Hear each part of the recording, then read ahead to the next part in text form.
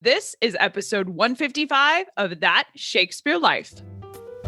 Today's episode is brought to you by Experience Shakespeare. Experience Shakespeare is the membership arm of That Shakespeare Life that offers you monthly digital history activity kits that let you try at home the history you learn about on the show. They work like science labs for history. Stay tuned after the episode for even more details. Hi, I'm Philippa Brawl, writer and lead historian at British History Tours. Another great method for studying history of Shakespeare includes listening to this. It's That Shakespeare Life with my friend Cassidy Cash.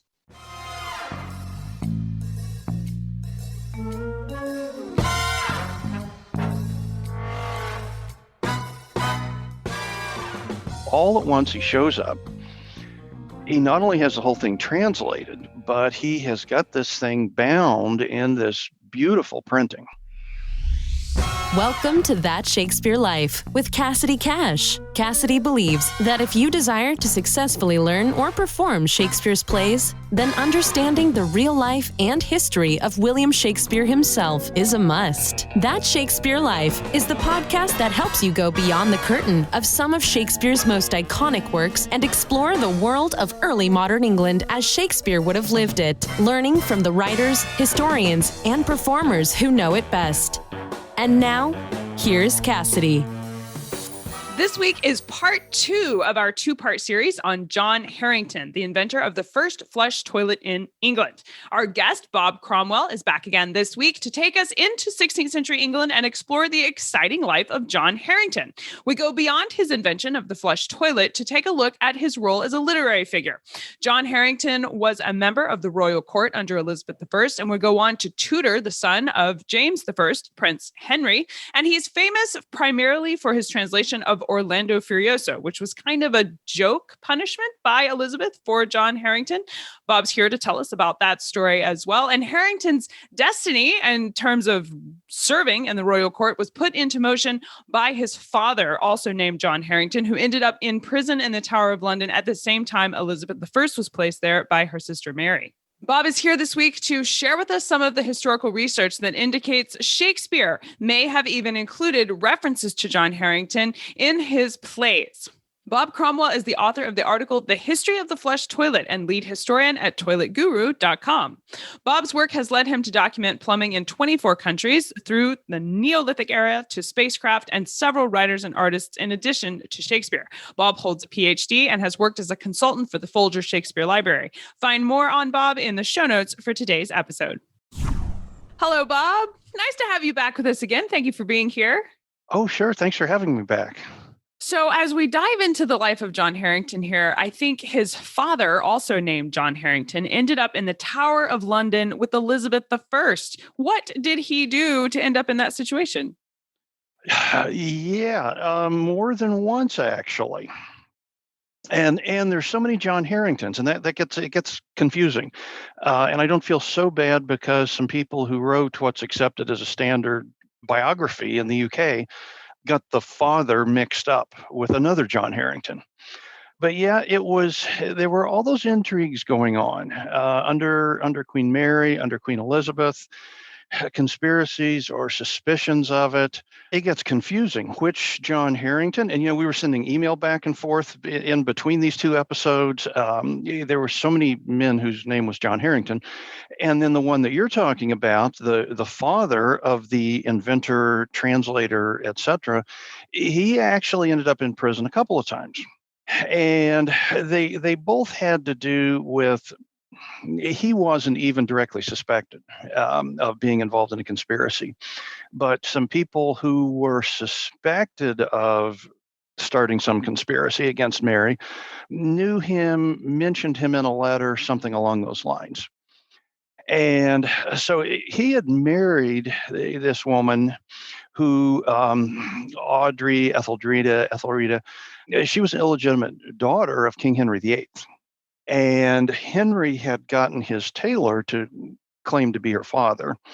And so he had given this tailor a whole bunch of property, which were various monastic properties that Henry had seized, with the understanding that, it's really for her. The guy who was fronting as her father died, she inherited this property, and John Harington, the father, had married her. This must have been rather awkward because earlier he had been put in the Tower for getting mentioned in a letter. And the lieutenant, the man who ran the Tower of London, ended up being his father-in-law eventually. And so John was married to this illegitimate daughter of Henry VIII. They'd been married maybe a year, and one of her co-workers, one of her co-ladies in waiting, so they were ladies in waiting to the Princess Elizabeth, her co-worker really caught John's eye, and he started writing sonnets to her. Later, he got put back into the Tower, again, got mentioned in a letter. I think that one actually, his not crime, but what he was suspected of, what he was blamed for, he delivered a letter to Elizabeth. Didn't even know what was in it. Ooh. He got put in. So there he was in the Tower of London, and somewhere in another section of the Tower, there was the Princess Elizabeth. And she was locked up in the Tower, but, she was the princess. And so she got to bring along 6 of her ladies in waiting, one of whom was his wife. Another one was the one he really was sweet on, who would eventually become his wife. And he was back in the Tower where he had previously been locked up by the man who would eventually be his father-in-law. Confused yet? So all interconnected in like 8 different ways. Yes. And, in that time, you could get yourself out of prison in some ways. You could ask for favors from the right people. He got himself out. Elizabeth wasn't in there terribly long. I think she was actually in the Tower for maybe like 3 months, but their time did overlap. And she got released into house arrest. And sometime after that, he got himself explained, excused, released from the Tower. And then Elizabeth was allowed to move from, pretty strict house arrest to kind of back to the way things had been. And she was living in a palace. So John started visiting all the time, of course, to pay tribute to the princess and so on. But the lady he really liked was in there. And we know this because we have sonnets that he wrote. And so his son, the inventor, was very, very enthusiastic collector of information about himself, about his family, anything for self-promotion, anything to help to attract patrons. When did John Harington Jr., the son and man who invented the flush toilet, become Elizabeth I's godson? Is there any association between his father's tributes to the princess and eventually his son becoming Elizabeth's godson? Well, yeah, sure, because he was always showing up. And that must have been really awkward because, one of the ladies in waiting was still his wife. This was maybe about 6 months later, Elizabeth took the throne. So Queen Mary died. Elizabeth, became Queen Elizabeth, I think in November. And then a couple of months after that was the official coronation. And Harrington's first wife died later that same month, maybe just a couple of weeks afterwards. Maybe a month or two after that, they didn't wait terribly long, they were married. And of course, Queen Elizabeth knew both of them very well. I mean, the mother still was her lady in waiting originally. And the title changed somewhat. But she became, one of the ladies of the Privy Chamber. And then her husband was also a member of the court. So they were, kind of almost like half family in there in a way. Also, the father had been, and tough to keep track of, but he had been married to someone who was the, whatever you call it, illegitimate half-sister of Elizabeth. So they were kind of sort of family. And so, so she just immediately said, oh, yes, I'll be his godmother. And now, there was 101 other godchildren, but she did particularly like him. In the whole kingdom, though, that's a huge number of godchildren, but not in terms of how many people there were in the populace. It was still a very elite group, I think, to be a member of, which is definitely, impressive. Definitely. And his father had no idea he was building this relationship for his son when he was locked in prison, I'm sure. Oh yeah, right. Exactly. Yeah, he was just smitten with this woman he was writing sonnets about. One of the translations the literary John Harington is remembered for today is his masterful work on Orlando Furioso. Bob, what were the circumstances that led to Harington, the inventor, being assigned the translation of this difficult work? Yes, assigned translating the rest of it, I guess, is the way it really goes. So he had gone to Eton and then he'd gone to University at Cambridge and had started to study law. His father died and he went home to take over the estate in Kelston and to finish building it. But I mean, he was well educated and quite a bit of skill at both Italian and Latin. And so he was in the court. He had grown up as a member of Queen Elizabeth's court. She had accepted him as a godchild, basically when he was born. And his parents had been a member of her court all along. And so he was there.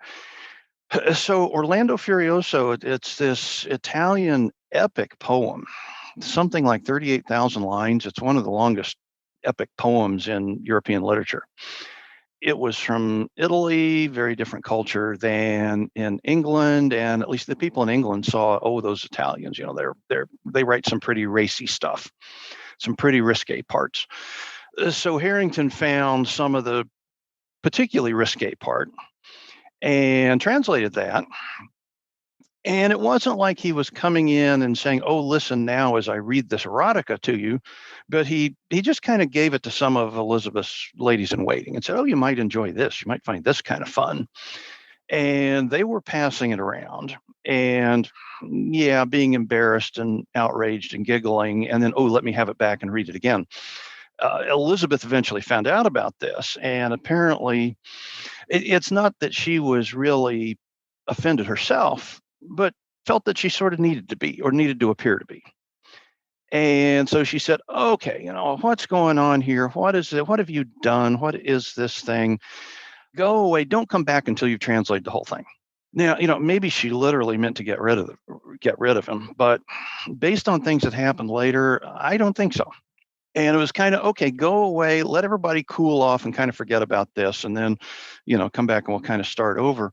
Well, he was gone for quite a while. He described it as well over a year, maybe 2 or 3 years. What happened to that guy that used to be around here? And all at once he shows up.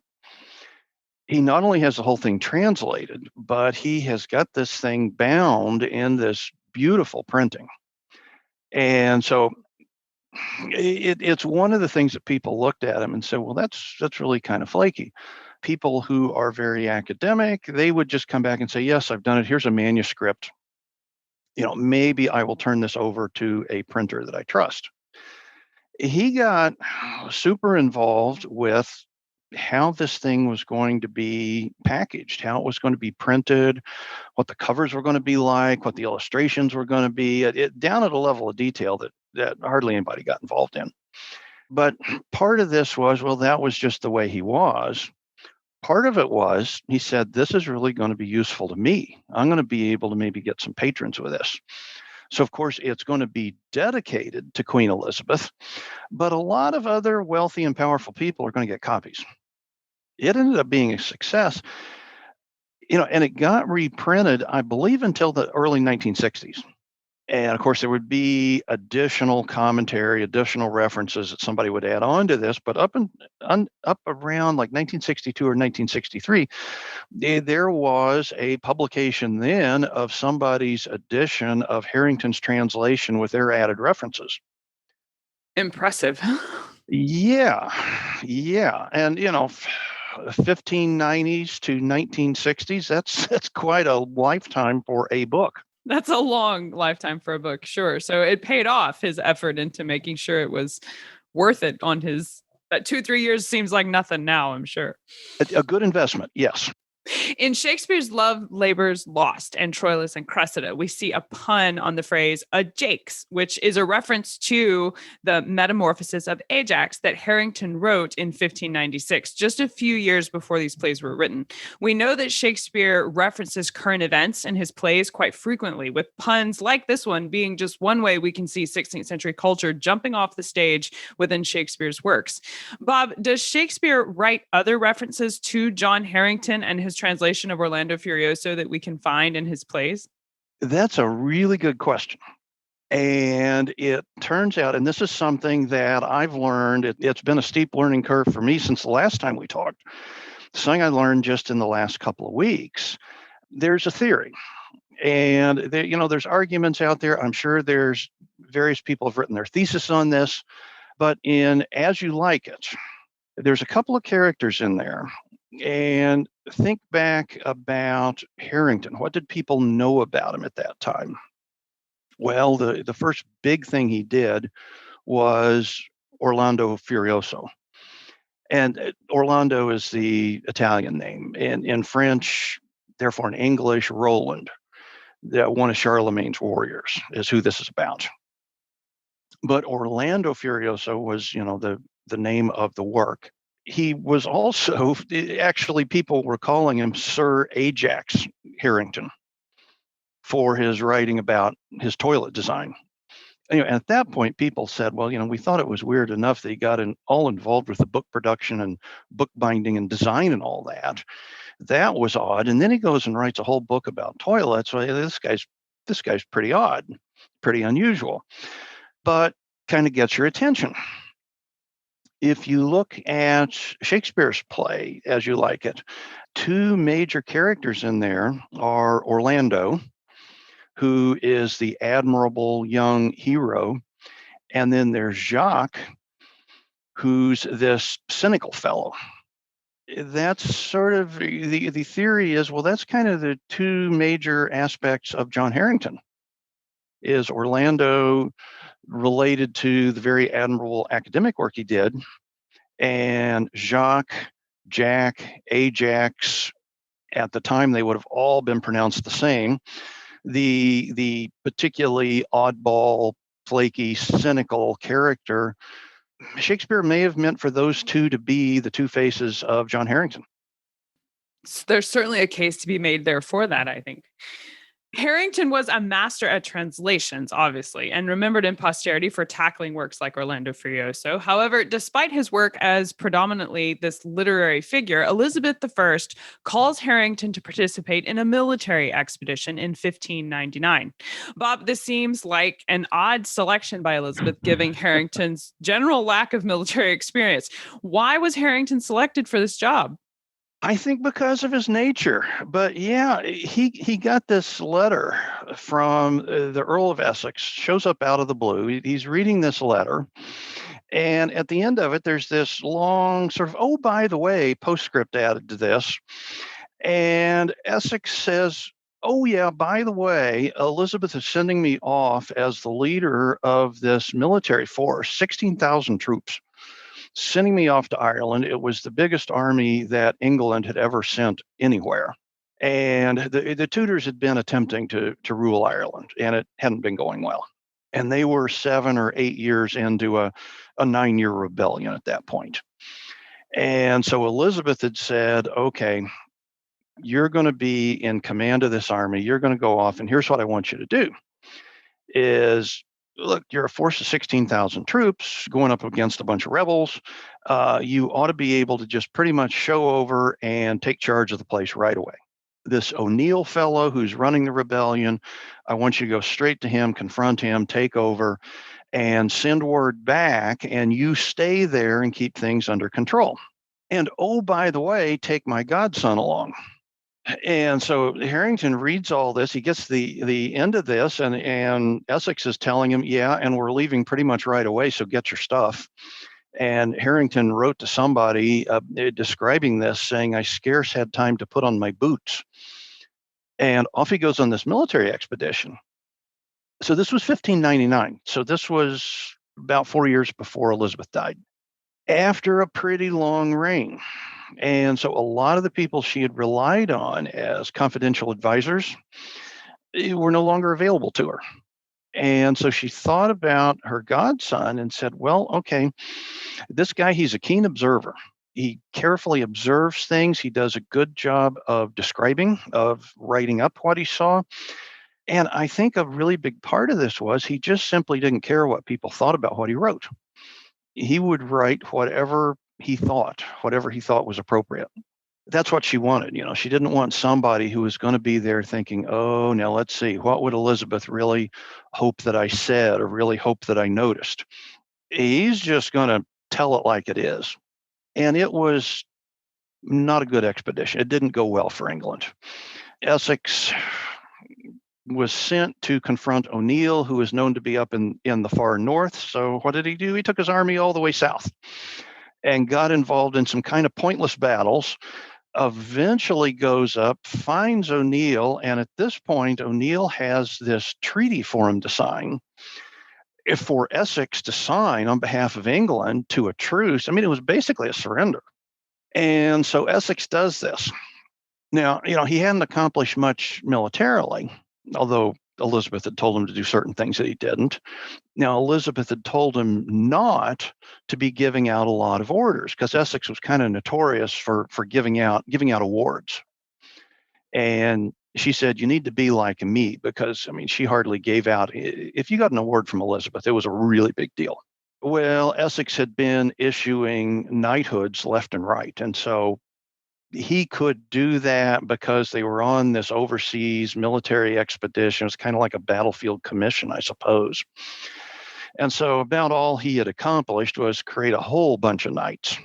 All at one morning early, to Elizabeth's great and unpleasant surprise, she wasn't even gowned or wigged, they say. Essex shows up in her bedroom out of the blue. And she is thinking, what on earth are you doing here? You're supposed to be in Ireland. He starts explaining what had happened. Oh, she was just hopping mad. And she said, if I'd wanted to abandon Ireland, I didn't have to send you all that way to do it. I could have just simply abandoned the place. And, I'm pretty sure Essex knew this was not going to go well. So he had brought Harington along with him, sort of as his backup or his wingman. I'm sure Harington is thrilled.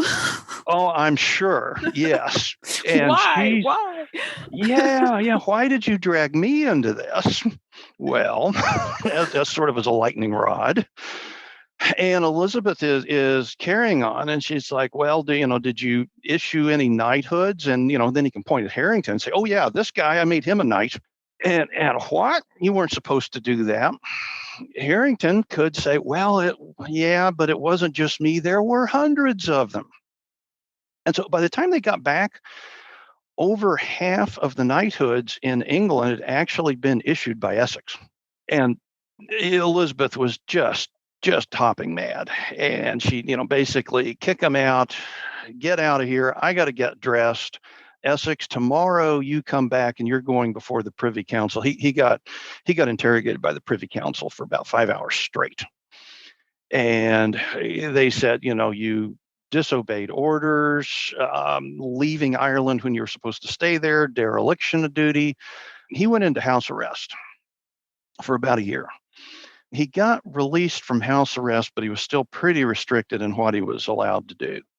And within 6 months, he was leading a mob of people. He out of his, one of his several mansions. He had one on the Strand in London, and he led this mob out of his mansion, and they were marching to go demand to see the Queen.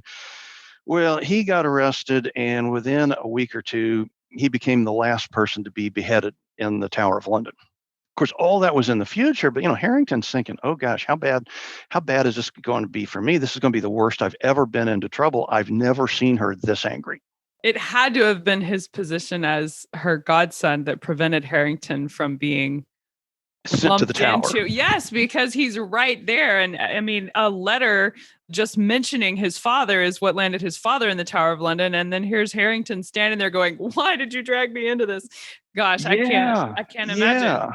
There she was, angry, no wig, in her pajamas, whatever, yelling at these two guys, and just sends them out and has told Essex to come back for his interrogation.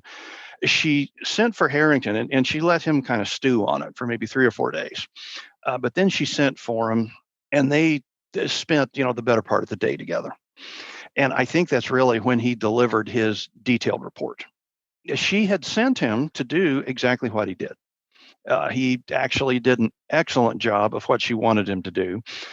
She'd been really super angry when the two of them had appeared with no warning early that morning, but he had just sort of been dragged into that. And so she actually was not all that angry with him. She did tell him to go home, but it was more really resignation.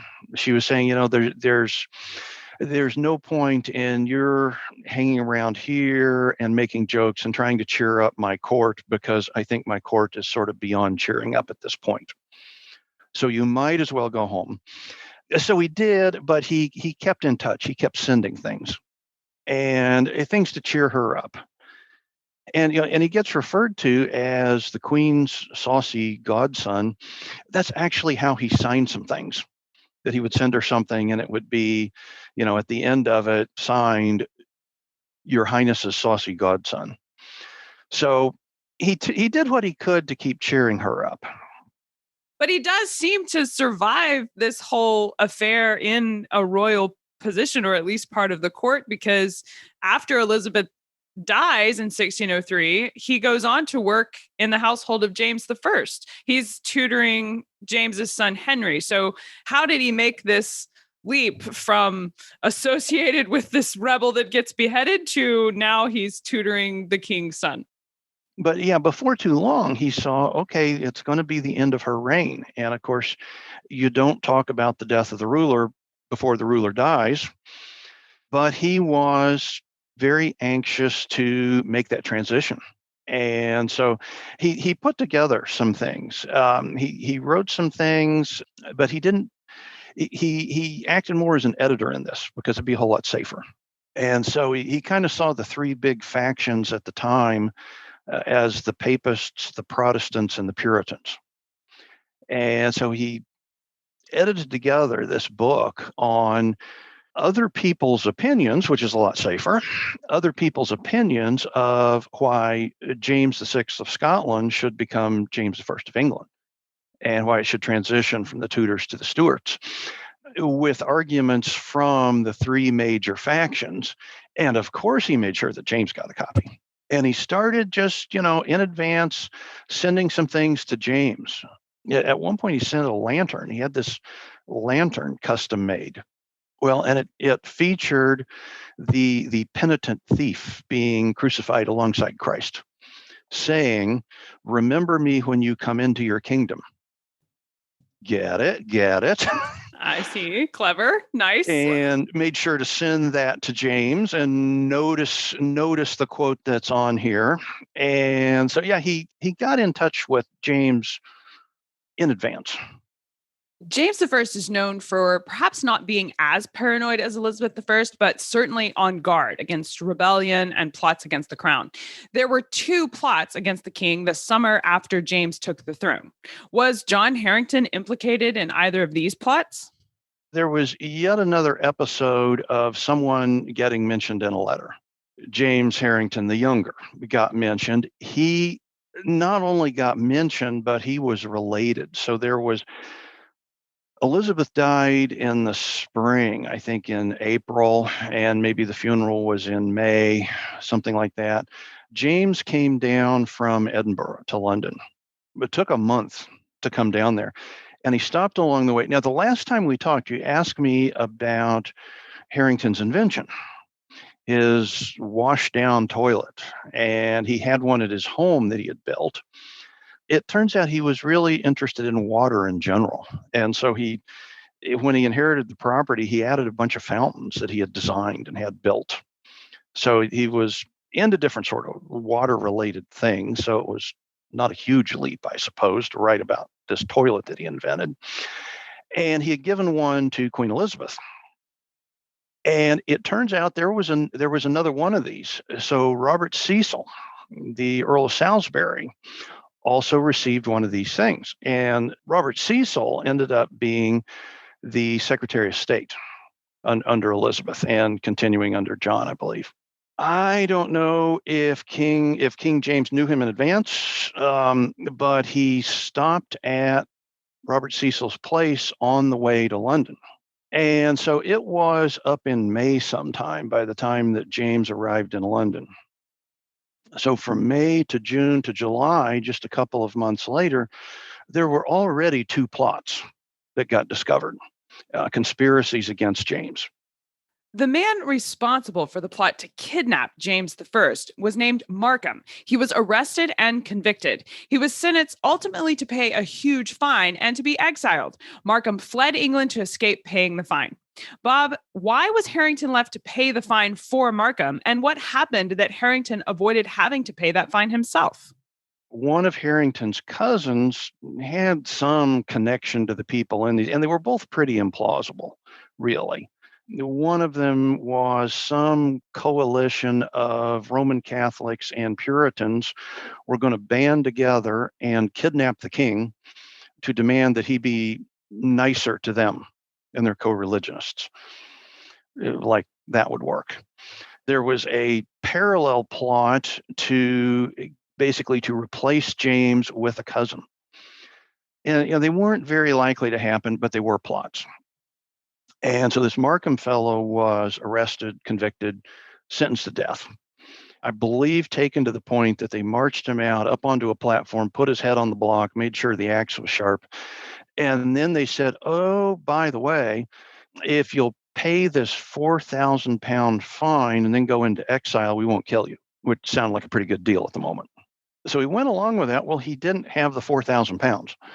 So he just fled into exile and said, well, that's it. I'm never going back. Harington was his cousin. And so Harington got put into prison in London, not in the Tower. I think it was the Gatehouse prison. And he was in there for, I think, 10 or 11 months. He got released. Harington asked his pal, Robert Cecil, that he had this good connection to in the past about what can you do to get me out of here? And then part of it was an argument. James had actually created Harington a knight of Bath very soon after taking the throne in recognition for Harington's service to the throne in general in the past. And so here was this guy, he'd made him a knight. And then, kind of forgot about this, but he had seized Markham's property and given them to Harington. This came up and said, oh, yeah, that's right. We did seize all of Markham's property, so it's not like he has anything to sell to pay that fine anyway. And we've had Harington in prison for a while, so we'll let him out. At that point, Harington mostly stayed home. So he was from this place called Kelston, this little village outside of Bath. So he ended up not really being actively the tutor of Prince Henry, but he was definitely involved in his education. James wasn't really interested in being much of a father figure. James saw his role as a schoolmaster for his children. And so he would direct education. Harington said, well, there's a spot for me. I can produce the material. And I can write these things up, make sure that they're, appropriately admiring of the realm. And that's going to be my livelihood, is producing these books. Well, I think we see Harington definitely try to use this skill in his position to help Prince Henry, because when James's son Henry falls ill with typhoid fever, Harington does a translation work to try and help Prince Henry. Bob, what was the work that Harington translated, and did it actually help the prince? I doubt that it was much help. He translated from Latin a large collection of medical guidance, sort of a home health care / medical text that was quite outdated by the time that he did that. But again, it was a masterful translation. And so historically of great interest, medically not so much. But he stayed connected. Harington stayed connected to the court of James. And the most recent thing I found, and this is just the most amazing bit of Harington's writing. was Harington was mostly staying at home in Kelston. It didn't go to London very often, but at one point, there was a big party at Robert Cecil's place. And so King James had married a princess of Denmark. So King Christian V of Denmark was King James's brother-in-law. So King Christian of Denmark comes to England for a state visit, and he's there for a month or so. And for a while, they're staying at Cecil's estate. And there was just the most epic party there. And Harington was just so energetic about documenting his own life, documenting himself, because, it helped in getting the patrons. And it was just the way that he was. He liked being, in the court. He liked being at the center of power. He liked the environment and all that. And the things he saw. And so in a book that's a collection of a whole bunch of miscellaneous papers, including a lot of letters. And so, apparently when he would write a letter to somebody, he would make a copy and keep it so he could bind all this together and do the self-promotion. So during this month of debauchery at Cecil's estate, they had this grand masque one day. And there was going to be this play depicting King Solomon welcoming the Queen of Sheba. Both King Christian and King James were just notoriously heavy drinkers.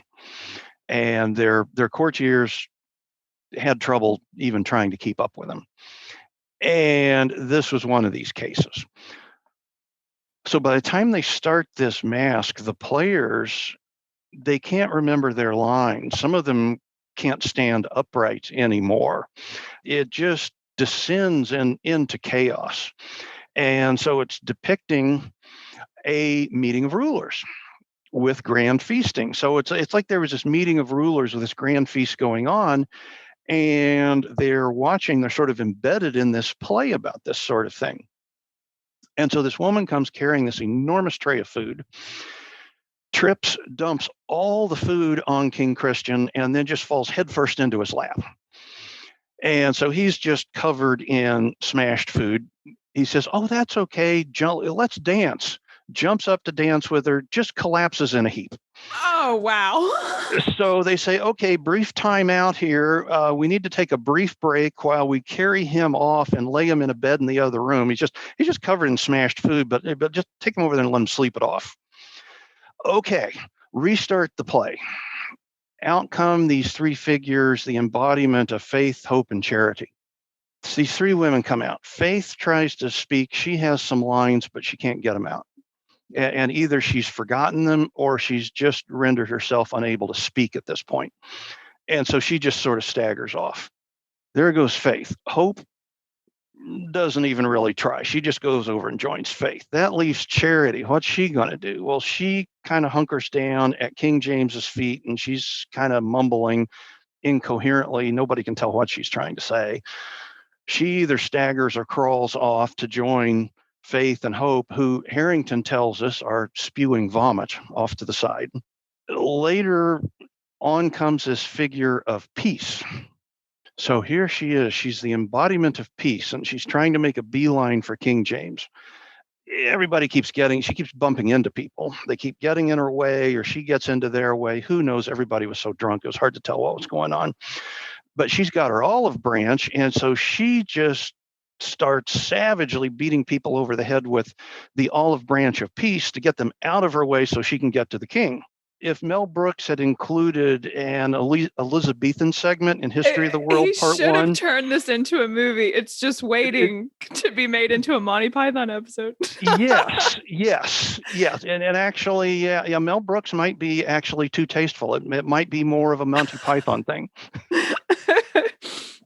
Oh, wow. That's incredible. I'm so glad it seems so self-promoting for Harington to have written all of that down, but I'm so glad he did. How would we have known that Peace walks through the royal court beating people with an olive branch? Yeah. And that's it. I mean, we know more about Harington than we do about most writers of that period because he was so self-promoting. And I mean, I think he was kind of like the Andy Warhol of the Elizabethan era, of someone who did some things, who did some art, but maybe his greatest creation was himself and his self promotion, and he did it in a way that it didn't annoy people. They didn't hate him for it. It seemed pretty harmless, and it could certainly be entertaining, and it certainly worked. Well, Harington did eventually reach the end of his life. What did he die from and when? Yeah, I'm not sure what he died of. He was, I believe, he was 52. Same age as Shakespeare. Oh, really? Okay. And, in that age, somebody gets to 52, that might not be too bad in that time. And there was a lot of, endemic diseases, cholera, typhoid that Prince Henry died of. Sanitation needed to be fixed. So there were a lot of things that could have taken him out, and we don't. Yeah, we don't know for sure. We don't know. Where is he buried? Is his grave something that we can visit today? It actually is, yeah. So Kelston is a small village outside of Bath, about 4 miles outside the city of Bath. That's where he was born, where he lived when he wasn't at court in London or wherever the ruler was at the time. But yeah, Kelston was his home. And so it was purchased and then demolished in the mid-1700s. The same as with Robert Cecil's estate. They were of a different style, and they were purchased by people with a lot of money and very different taste. And they said, this is the old Elizabethan style. So the manor, the plumbing, there's nothing to see, but his grave is there in Kelston. I know we would love to explore the life of John Harington further, especially to be able to know where to go to read some of his letters and explore these stories that he wrote for us. What are some of your favorite books or resources you can recommend we use when we want to go and learn more about John Harington? The one I'd most recommend, and I know I'm going to mangle the pronunciation on this, but Nugi Antiquae, which I don't know Latin. It looks kind of like ancient nuggets. It's a collection of writings by the father and the son. And it's very, very miscellaneous. The family kept the promotion alive. And so it got assembled in, I think it was 1804. And so that's available. And all of these are things that either Google Books and or archive.org, you can see them. You can read the scans of the originals that are in different places. Harrington's edited volume of Why James Should Be the Next King is available. Also, Orlando Furioso, the originals out there. The thing with that is, with Project Gutenberg, they started making available things from the 1800s when people were a lot more squeamish. So there's an Italian version of it. If you want the ones that don't have the dirty parts cut out, you're going to need one of the either Harrington's original translation, or you're going to need something more recent. We will link to all of these, as well as to Bob's work and research into John Harington, on the show notes for today's episode. So make sure you go there to find those. Now, Bob, as you know, we ask everyone this question here at That Shakespeare Life, and you will get to choose a second desert island book for your visit here with us. But what is the one book you would take with you on a deserted island? My friends in England tell me I'm supposed to allow you the complete works of Shakespeare and a copy of the Bible. So your choice would be in addition to those. Okay. I knew this one was coming because we did this a couple of weeks ago. And so then I said The Big Sleep by Raymond Chandler.